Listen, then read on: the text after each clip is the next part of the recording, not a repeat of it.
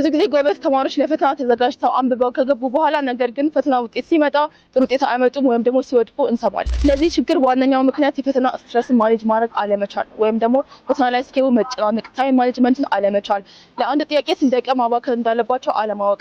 ብዙ ተማሪዎች ጎበዝ ተማሪ ሆነው በደንብ አንብበው ተዘጋጅተው ረጅም ዓመት ለፍተው ኢንትራንስ ኤግዛም ላይ ሲወድቁ ወይም ደግሞ ጥሩ ውጤት ሳያመጡ እናያለን። እናንተ አሁን ላይ ስትዘጋጁ አንደኛ መስራት ያለባችሁ ፎከስ አድርጋችሁ በደንብ በራሳችሁ ላይ ዴቨሎፕ ማድረግ ያለባችሁ ስኪል ታይም ማኔጅመንት ስኪል ነው። ወይም ደግሞ ፈተና ላይ ስትገቡ 60 ጥያቄ ሊሆን ይችላል፣ 100 ጥያቄ ሊሆን ይችላል። እንደ ፈተናው አንድ ጥያቄ ለመስራት ምን ያክል ደቂቃ ይፈጅብኛል፣ ታይምን እንዴት ነው ማኔጅ ማድረግ ያለብኝ ብላችሁ ራሳችሁን መፈተን አለባችሁ። ምን ታደርጋላችሁ? አሁን ላይ ኤግዛም ተዘጋጁ። ለምሳሌ የላስት ይር ሊሆን ይችላል፣ ማት 60 ጥያቄ ነው። 60 ጥያቄ ወስዳችሁ ታይም ይዛችሁ ታይመር ይዛችሁ እየተለማመዳችሁ አንድ ጥያቄ ስንት ደቂቃ እንደሚፈጅባችሁ በአጠቃላይ ደግሞ 60 ጥያቄን ለመጨረስ ስንት ሰዓት እንደፈጀባችሁ ቼክ እያደረጋችሁ በጊዜ ሂደት ታይም ማኔጅመንት ስኪላችሁን በደንብ ማዳበር ትችላላችሁ። ኤግዛም ላይ ስትገቡ ፈተና ላይ ስትደርሱ አትጨናነቁም። ስትረስ አይታችሁ በፈለጋችሁ ታይም በሰዓቱ ሰርታችሁ ማስረከብ ትችላላችሁ ማለት ነው።